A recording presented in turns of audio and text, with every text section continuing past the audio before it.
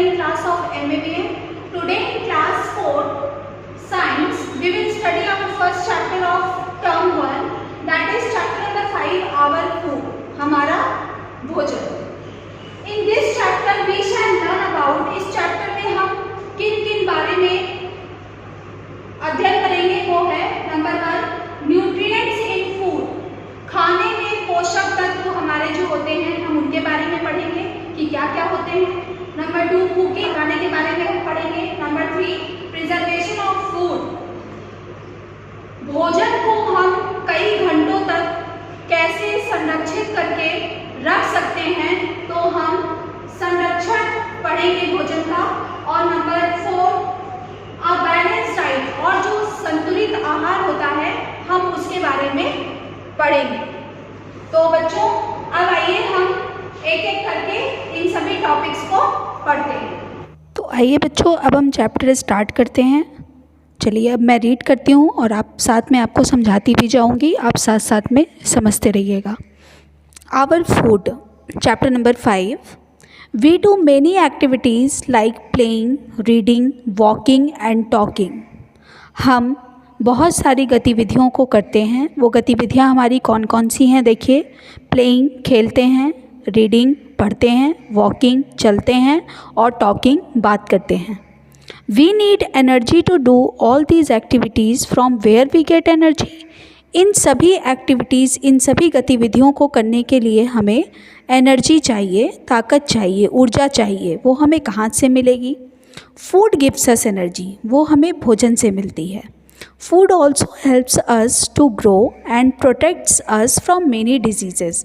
जो फूड भोजन होता है वो हमें बढ़ने में और बहुत प्रकार की बीमारियों से हमारी सुरक्षा करता है.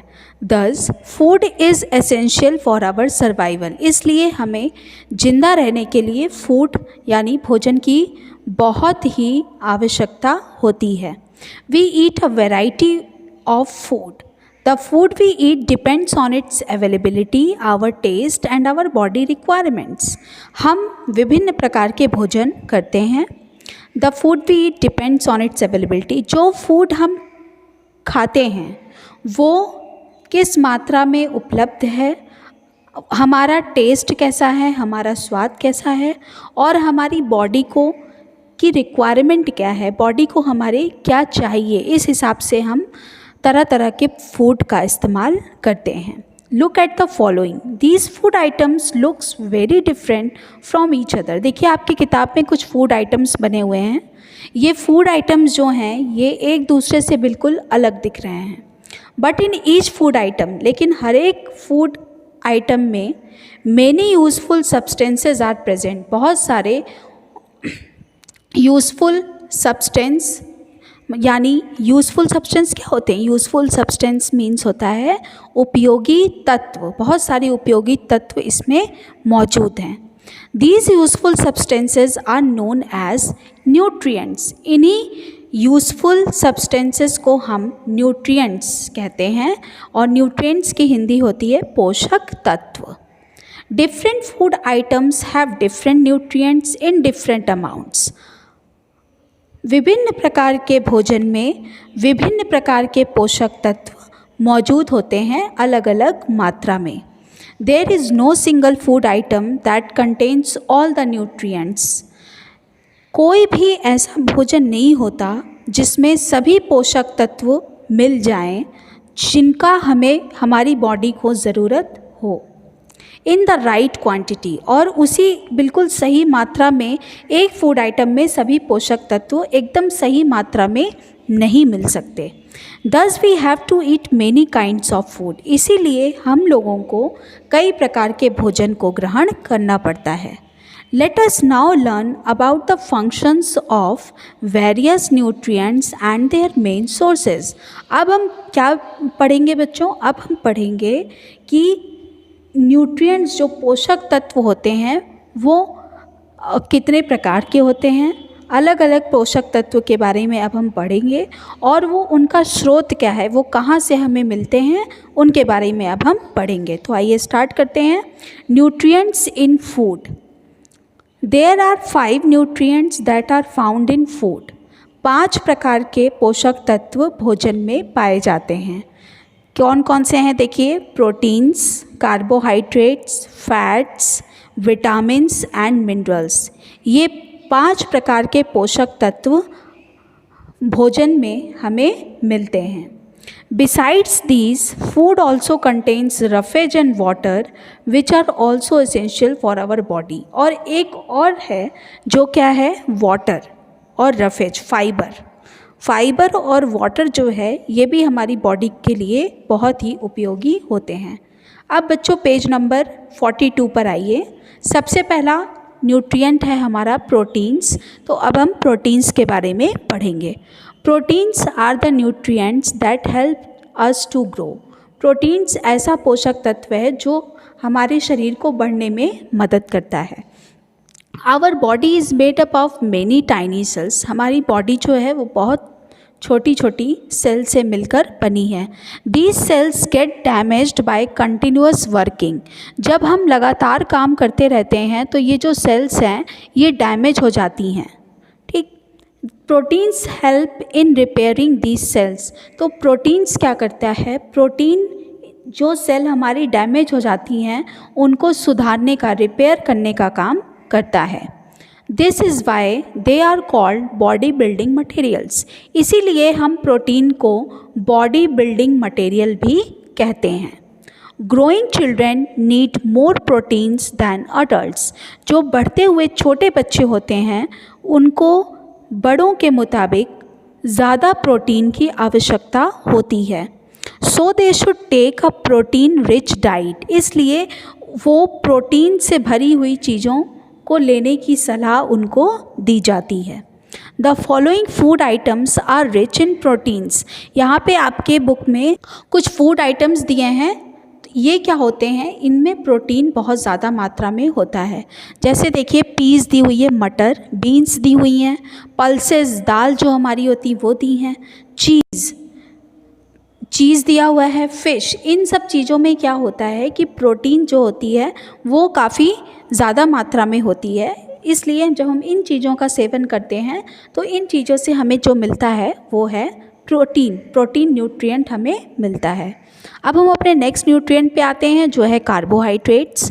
Carbohydrates gives us energy to do work. Carbohydrate हमें ऊर्जा प्रदान करता है काम करने के लिए। This is why they are called energy giving materials. इसीलिए इसे हम एनर्जी गिविंग मटेरियल के नाम से जानते हैं। People who do more physical work need more energy. वो लोग जो ज़्यादा शारीरिक मेहनत करते हैं उनको ज़्यादा ऊर्जा चाहिए होती है। Therefore labourers or sports people should take more carbohydrates. इसलिए जो मज़दूर होते हैं या जो खिलाड़ी होते हैं वो जो होते हैं वो कार्बोहाइड्रेट्स का सेवन ज़्यादा मात्रा में करते हैं। The following food items are rich in carbohydrates. आपकी बुक में देखिए कुछ फूड आइटम्स दिए हुए हैं, इनमें क्या होता है, कार्बोहाइड्रेट्स पाए जाते हैं। जैसे wheat, potato, sugar, chocolate, rice. इन सब में क्या है कि कार्बोहाइड्रेट की मात्रा ज़्यादा होती है। इसलिए जब हम इन चीज़ों का सेवन करते हैं तो हमें कार्बोहाइड्रेट हमारी बॉडी में जाता है। अब हम अपने नेक्स्ट न्यूट्रिएंट पे आते हैं जो है फैट, जिसको कि हम हिंदी में वसा भी कहते हैं। Fats also give us energy. जो फैट्स होता है वो भी हमें ऊर्जा प्रदान करता है। They give more energy than carbohydrates.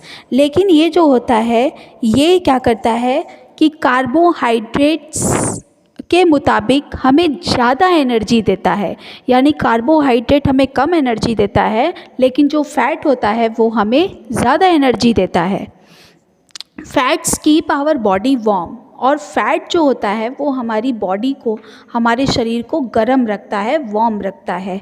Our body stores extra fat for future use. हमारे जो शरीर होता है वो वसा को जमा करके रखता है फ्यूचर में यूज़ करने के लिए, इस्तेमाल करने के लिए। But by taking highly fatty foods. लेकिन जब हम बहुत ज़्यादा फैटी फूड्स का इस्तेमाल करते हैं तो our body can become overweight.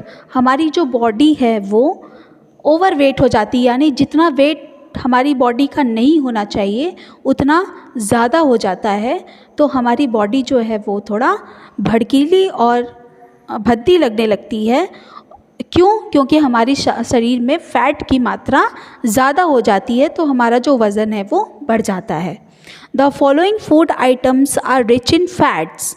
नीचे कुछ फूड आइटम्स देखिए आपके बुक में दिए हुए हैं, ये इनमें फ़ैट पाया जाता है, जैसे बटर, घी, स्वीट्स, कोकोनट, पीनट, इन सब में क्या है, ये फूड आइटम्स जो हैं इनमें फ़ैट्स की मात्रा पाई जाती है। तो जब हम इन चीज़ों का सेवन करते हैं तो हमें फ़ैट मिलता है। अब हम आते हैं बच्चों पेज नंबर 43 पे, जो है विटामिन्स। तो विटामिन्स के बारे में अब हम पढ़ेंगे। Vitamins are the nutrients that helps us to fight diseases. Vitamin एक ऐसा पोषक तत्व होता है जो बीमारियों से लड़ने में हमारी सहायता करता है। दिस इज़ वाई, इसीलिए they are called protective materials, इसीलिए हम इनको प्रोटेक्टिव मटेरियल्स कहते हैं। We need only a very small quantity of vitamins. हम लोगों को बहुत ही कम विटामिन्स चाहिए होते हैं, but we must have them regularly, लेकिन रोज़ चाहिए होते हैं। Vitamins are known as vitamin A, B, C, D, E and K. हमें जो विटामिन चाहिए वो कौन कौन से विटामिन्स हैं? ए, बी, सी, डी, ई और K. The following food items are rich in vitamins. देखिए यहाँ पे कुछ फूड आइटम्स दिए हैं, इनमें कौन कौन से विटामिन पाए जाते हैं एरो बना के लिखा हुआ है। तो देखिए विटामिन ए किस में पाया जाता है? विटामिन ए स्वीट्स में पाया जाता है, पोटैटोज़ में पाया जाता है, कैरेट में पाया जाता है। ध्यान से, विटामिन बी देखिए किस में पाया जाता है? बनाना है, वाटरमेलन है, इन सब चीज़ों में विटामिन बी पाया जाता है। विटामिन सी देखिए अनानास में पाया जाता है, नींबू में पाया जाता है। ठीक, आप विटामिन डी देखिए अंडे में पाया जाता है, फिश में पाया जाता है और चीज़ में पाया जाता है। विटामिन ई देखिए किस में पाया जाता है? यहाँ पे बना हुआ है। विटामिन के देखिए पत्ता गोभी में पाया जाता है। ठीक, और एक गोभी और आती है जो ग्रीन कलर के फूल होते हैं जिसमें, उसमें भी विटामिन के पाया जाता है। मिनरल्स, अब आता है minerals. Minerals also protect us from diseases. जो मिनरल्स होता है वो भी हमें बीमारियों से क्या करता है? प्रोटेक्ट करता है, हमको बचाता है। They are helpful in the growth of bones, teeth and blood cells. ये किस में मदद करता है? किसके बढ़ने में मदद करता है? वो है बोन्स, टीथ और blood cells. Teeth, blood cells, इन सब के लिए हमें जिन चीज़ों की आवश्यकता होती है वो होता है मिनरल्स। तो मिनरल्स देखिए कौन कौन से में मिनरल्स पाया जाता है? मिल्क में कैल्शियम पाया जाता है, स्पिनच में आयरन पाया जाता है, और सॉल्ट में सोडियम पाया जाता है, बनाना में पोटेशियम पाया जाता है, और किडनी बीन्स जिसको कि हम राजमा कहते हैं उसमें हम जिंक पाते हैं। अब हम आते हैं पेज नंबर 44 पे। तो calcium, iron, sodium, potassium and zinc are some examples of minerals. Minerals के एग्जाम्पल्स हैं कैल्शियम, आयरन, सोडियम, पोटेशियम और zinc. They too are needed in small quantities, but their deficiency can lead to many diseases. ये हमें बहुत ही छोटी मात्रा में चाहिए होते हैं, लेकिन अगर इनकी कमी हो जाती है, इनकी डेफिशिएंसी हो जाती है, तो हमें बहुत प्रकार के डिजीज़ेस, बहुत प्रकार की बीमारियां हो जाती हैं। अब हम आते हैं रफेज पे। रफेज और फाइबर, चाहे हम रफेज बोलें चाहे हम फाइबर बोलें, एक ही चीज़ है। रफेज और fibre is not a nutrient yet is very essential for our health. Roughage और फाइबर जो है ये न्यूट्रिएंट नहीं है, लेकिन ये हमारे स्वास्थ्य के लिए, हमारी हेल्थ के लिए बहुत ही ज़रूरी है। Some parts of the food that we eat are not digested by our body. कुछ फूड आइटम्स के पार्ट्स ऐसे होते हैं जो हमारी बॉडी जो है उन्हें पचा नहीं पाती, उन्हें डाइजेस्ट नहीं कर पाती। Roughage helps in removing such waste from our body. तो रफेज क्या करता है? जो हमारी बॉडी पचा नहीं पाती, जिस भोजन को हमारी बॉडी पचा नहीं पाती, उसे बाहर करने का काम करता है। Or deficiency of roughage can lead to diseases like constipation. अगर हमारी बॉडी में रफेज की मात्रा की कमी होती है तो कॉन्स्टिपेशन, जिसको कि हम कब्ज़ की बीमारी कहते हैं, वो हमें हो जाती है। The following food items are rich in roughage. यहाँ पे कुछ फूड आइटम्स दिए हुए हैं, ये इनमें क्या होता है, इनमें फाइबर यानी रफेज पाया जाता है। कॉर्न्स, भुट्टा दिया है, देखिए कैबेज दिया है, स्ट्रॉबेरी दी है, लेट्यूस दिया है, ऑरेंज दिया है। इन सब में क्या होता है कि इन सब में हमें फ़ाइबर मिलता है। तो जब हम इन चीज़ों का सेवन करते हैं तो हमें फ़ाइबर हमारी बॉडी को मिलता है। अब हम आते हैं water. Water is not a nutrient. जैसे कि रफेज न्यूट्रिएंट नहीं है, वैसे ही वाटर भी कोई न्यूट्रिएंट नहीं है, लेकिन but it is a very important part of our diet. लेकिन ये हमारी आहार का बहुत ही इम्पॉर्टेंट पार्ट है। Most of our body is made up of water. आपको पता है कि हमारे शरीर का ज़्यादा पार्ट जो है वो किससे मिलके बना है, वाटर से। The body loses water when we sweat, pass urine और ब्रीथ आउट।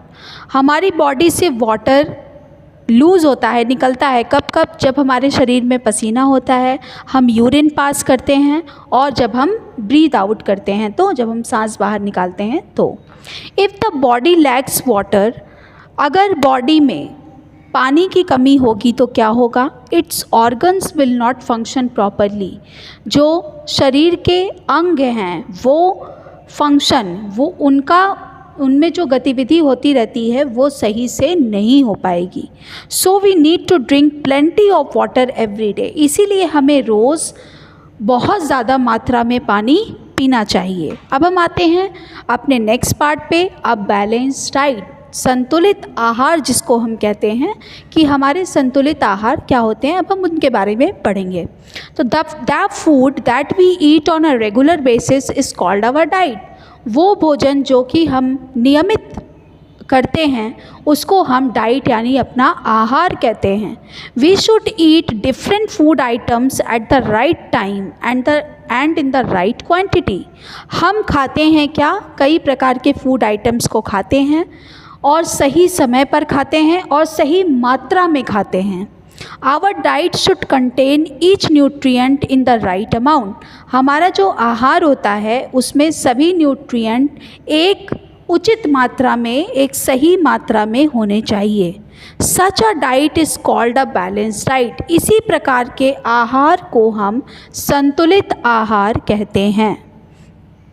जंक फूड, अब आता है जंक फूड, तो हम जंक फूड के बारे में पढ़ेंगे। Some food items are tasty. कुछ फूड आइटम्स जो होते हैं वो बहुत ही स्वादिष्ट होते हैं, but low in nutrition value. लेकिन उनमें जो न्यूट्रिएंट्स हैं, जो पोषक तत्व हैं, वो बहुत ही कम होते हैं, बहुत ही कम मात्रा में पाए जाते हैं। We call them junk food. ऐसे फूड को, ऐसे भोजन को हम जंक फूड कहते हैं जिनमें कि न्यूट्रिएंट्स बहुत कम मात्रा में पाए जाते हैं, उनको हम जंक फूड कहते हैं। They are readymade food available at the market. ये मार्केट में जो पैकेट बंद भोजन आते हैं उनमें ऐसा होता है। Most of them contain harmful chemicals. कुछ में तो बहुत ही खतरनाक केमिकल्स पाए जाते हैं, which can make us unhealthy, जो हमको अस्वस्थ बना देते हैं, अनहेल्दी बना देते हैं। So we should avoid them. इसलिए हमें उनको अवॉइड करना चाहिए, उन्हें इग्नोर करना चाहिए, उन्हें नहीं खाना चाहिए। जैसे कि देखिए पेज नंबर 45 पे अब हम आते हैं। पेज नंबर 45 पे कुछ जंक फूड दिए हुए हैं, जैसे बर्गर दिया है, फ्रेंच फ्राइज़ दिया है, पिज़्ज़ा दिया है, चिप्स दिया है, कोल्ड ड्रिंक्स दी हैं। ये सब क्या है, ये सब हमारे जंक फूड हैं। हमें इनका सेवन बहुत ही कम मात्रा में करना चाहिए और हो सके तो करना ही नहीं चाहिए। अब हम आते हैं कुकिंग पर। We can eat most of the fruits and certain vegetables raw. हम बहुत सारे फ्रूट्स को और बहुत सारी वेजिटेबल्स को कच्चा ही खाते हैं। फॉर एग्ज़ाम्पल जैसे apple, banana, orange, carrot, cabbage, onion, tomatoes और कुकुम्बर्स। इन सब चीज़ों को क्या करते हैं, हम बिना पकाए हुए भी खा सकते हैं। But generally we have to cook food to make it eatable. लेकिन हमें सामान्यतः क्या होता है, हमें भोजन को पकाना पड़ता है कि वो खाने योग्य बन जाए। There are many reasons for cooking food. भोजन को पकाने के बहुत सारे रीज़न हो सकते हैं। जैसे पहला रीज़न देखिए, cooking makes food soft and help in digestion. जब हम फूड को पकाते हैं तो फूड जो है वो बहुत ही नरम हो जाता है, सॉफ्ट हो जाता है और हमारी बॉडी उसे आसानी से पचा लेती है। सेकंड क्या है, cooking makes food tasty. Cooking, जब हम कुकिंग करते हैं, फूड को पका लेते हैं तो हमारा जो फूड है, भोजन जो है वो बहुत ही स्वादिष्ट हो जाता है पकाने पर। फिर तीसरा क्या है, cooking food kills germs present in it.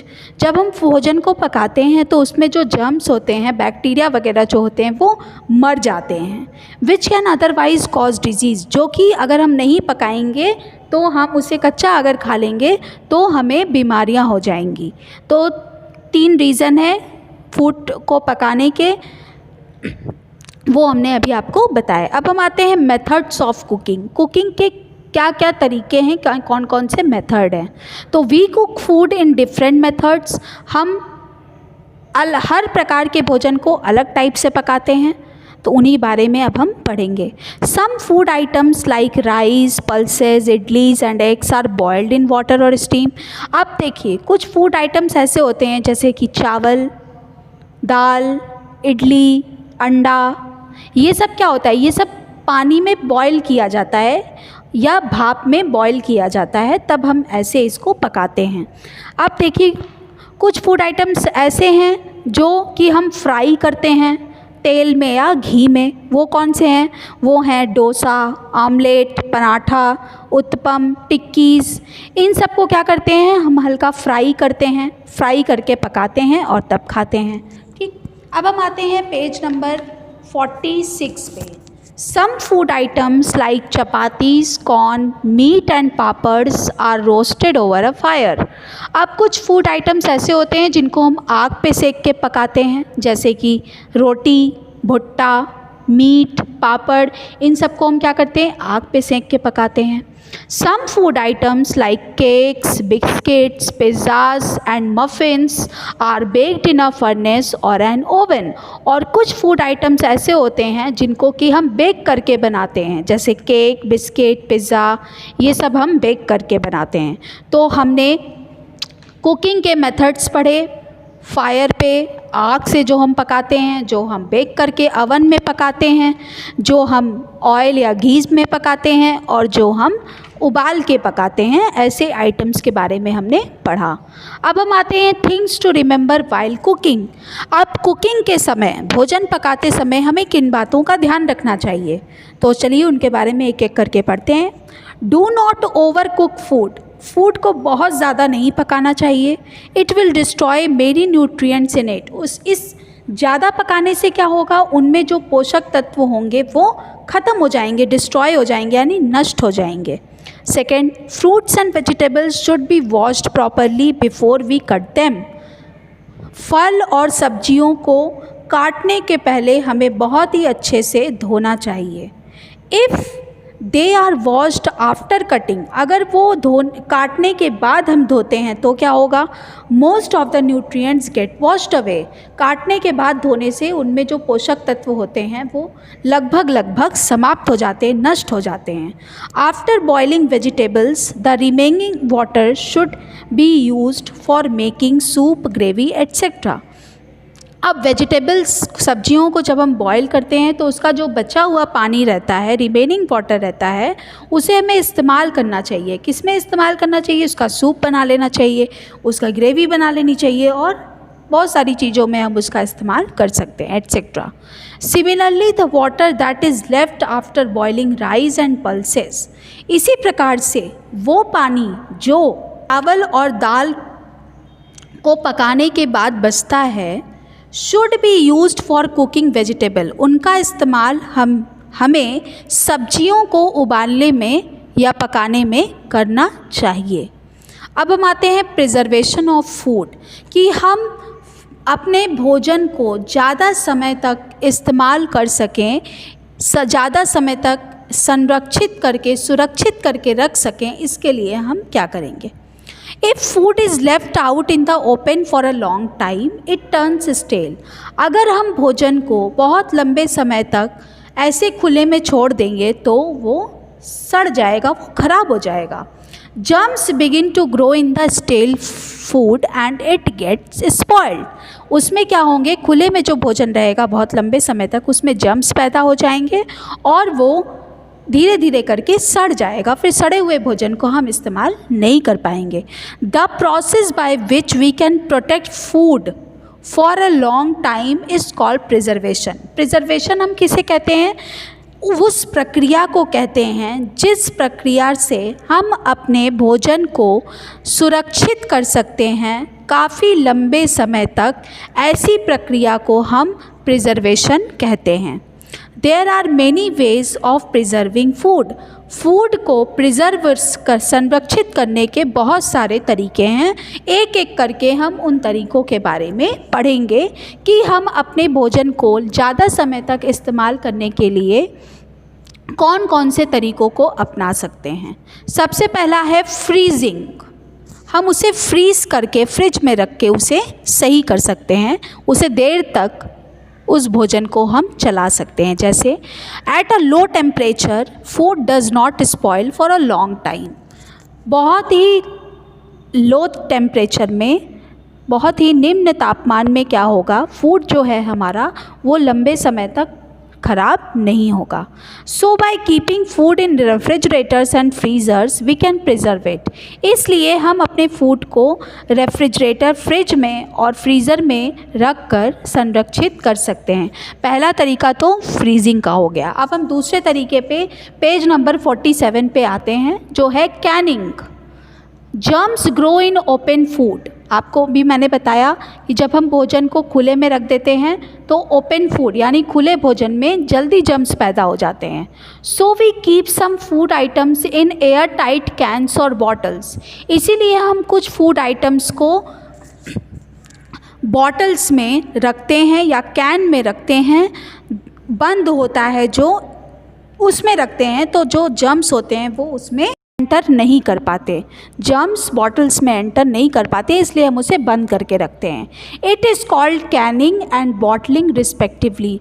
और जब हम फूड आइटम्स को बॉटल या कैन में रखते हैं उसी प्रक्रिया को हम कैनिंग या बॉटलिंग कहते हैं। अब हम आते हैं pickling. Raw vegetables and unripe fruits are preserved in a mixture of salt, spices and oil in the form of pickles। अब pickles क्या, जिसको कि हम हिंदी में अचार बोलते हैं, तो हम अचार के ज़रिए भी फूड, रॉ फूड जो होते हैं, देखिए आम जो होता है, कच्चे आम का हम लोग अचार बनाते हैं। तो वो अचार कैसे बनता है, उसमें हम सॉल्ट मिलाते हैं, नमक मिलाते हैं, कुछ मसाले मिलाते हैं और ऑयल, थोड़ा सा तेल डालकर उसको धूप में रख देते हैं। Pickles are tasty and can be use for a long time. इस तरह से वो जो अचार होता है उसे हम क्या करते हैं, लंबे समय तक उसका इस्तेमाल कर पाते हैं। फिर आता है बॉयलिंग। बॉयलिंग के ज़रिए हम कैसे अपने फूड को बचा सकते हैं। Some food items are preserve by boiling. कुछ फूड आइटम्स ऐसे होते हैं जिनको कि हम बॉयल करके संरक्षित कर सकते हैं। Boiling milk kills most of the germs present in it. जैसे दूध को हम लगातार अगर उबालते रहते हैं कुछ कुछ घंटों पर, तो देखिए उसमें जो जर्म्स होते हैं वो क्या होते हैं, वो ख़त्म हो जाते हैं, वो मर जाते हैं। ये हो गया। अब हम आते हैं ड्राइंग। सुखाते कैसे हैं, सुखाना भी एक तरीका होता है फूड को बचाने का। Germs grow in moisture. नमी में जर्म्स ज़्यादा पैदा होते हैं।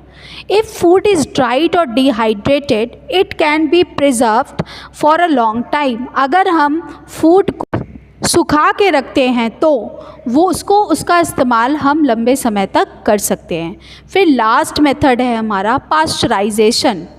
इस मेथड में क्या होता है इसको अब हम समझेंगे। इन दिस मेथड मिल्क और juice is first heated up.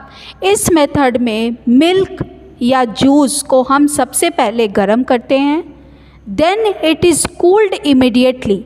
फिर तुरंत उसे हम ठंडा करते हैं। This kills the germs present in it. ये क्या होता है, जब हम किसी भी चीज़ को गर्म करेंगे और फिर तुरंत उसे ठंडा करेंगे तो उसमें जो जर्म्स होंगे वो क्या होंगे, वो मर जाएंगे।